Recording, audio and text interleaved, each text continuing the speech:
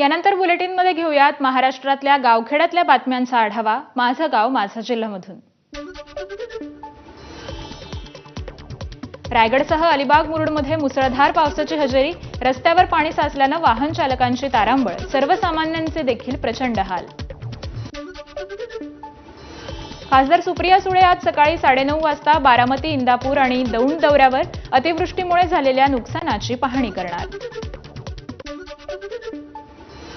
पिंपरी चिंचवडमध्ये मुसळधार पावसाची हजेरी, शांतीनगर ते इंद्रायणी कॉर्नर रस्ता, भोसरी एमआयडीसी आणि टेल्को रोड तसंच लांडेवाडीतील रस्ते पाण्याखाली। लातूरमध्ये विजांच्या कडकडाटासह पाऊस तर झाडांची पडझड झाल्यानं वाहतूक देखील विस्कळीत। नाशिकच्या मनमाडमध्ये जोरदार पाऊस, हवेत गारवा निर्माण झाल्यानं नागरिकांना उकाड्यापासून दिलासा। सिंधुदुर्ग जिल्ह्यातील वैभववाडी आणि कुडाळमधील ग्रामीण भागात मुसळधार पावसाची हजेरी, या पावसामुळे जिल्ह्यातील अनेक धबधबे प्रवाहित झालेत।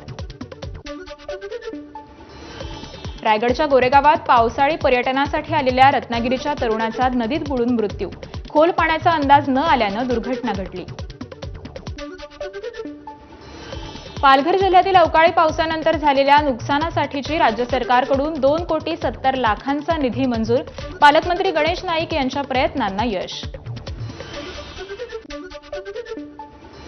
जालन्यातील तडीपार वाळू माफियाकडून एकाला मारहाण, या प्रकरणी गोंदी पोलिसात गुन्हा दाखल। अहिल्यानगरमधील कृषी विभागातील लिपिकांकडून विविध मागण्यांसाठी कामबंद आंदोलन, मागण्या मान्य होत नाहीत तोपर्यंत आंदोलन असंच सुरू राहणार, लिपिक संघटनेच्या जिल्हाध्यक्षांचा सरकारला इशारा। रायगडच्या दिघी मसळा माणगाव राष्ट्रीय महामार्गावर पिकअप गाडीचा अपघात, चालकाचं नियंत्रण सुटल्यानं गाडी गटारात जाऊन पडली, कोणतीही जीवितहानी नाही। छत्रपती संभाजीनगरमध्ये उद्योजकाच्या मुलाला भरधाव कारची धडक, जखमी तरुणाला मदत करण्याऐवजी कारमधील चौघांकडून मारहाण, या प्रकरणी दारूच्या नशेत असलेल्या चौघांविरोधात तक्रार दाखल। जालन्यात ठाकरेंच्या सेनेचं टाळ, मृदुंग आणि पारंपरिक वाद्य वाजवत सरकार विरोधात आंदोलन, निवडणुकीपूर्वी शेतकऱ्यांना दिलेली आश्वासनं पूर्ण न केल्यानं ठाकरे सेना आक्रमक। गुजरातच्या बसमधून महाराष्ट्रात बोगस बियाणांची तस्करी, अक्कलकुवा बस स्थानकात कृषी विभागाच्या कारवाईत 1.5 लाख किमतीचं बोगस बियाणं जप्त।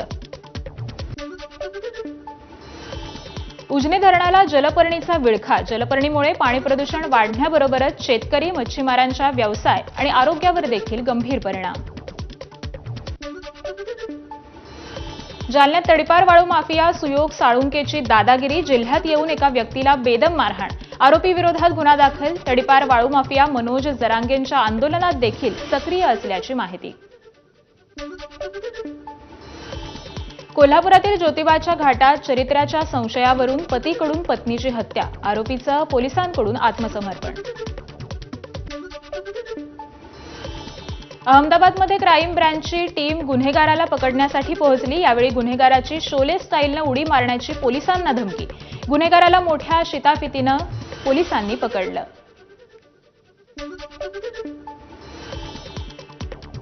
नांदेडच्या शिवणी गावात गोठ्याला लागलेल्या आगीत शेतकरी राजेश रेड्डी यांचं 2 लाखांचं नुकसान, शेती साहित्य जळून खाक, गावकऱ्यांच्या प्रसंगावधानाने मोठा अनर्थ टळला। भंडाऱ्याच्या साकोलीतील 50 पेक्षा जास्त जणांना विषबाधा, लग्नाच्या जेवणातून विषबाधा झाल्याची माहिती।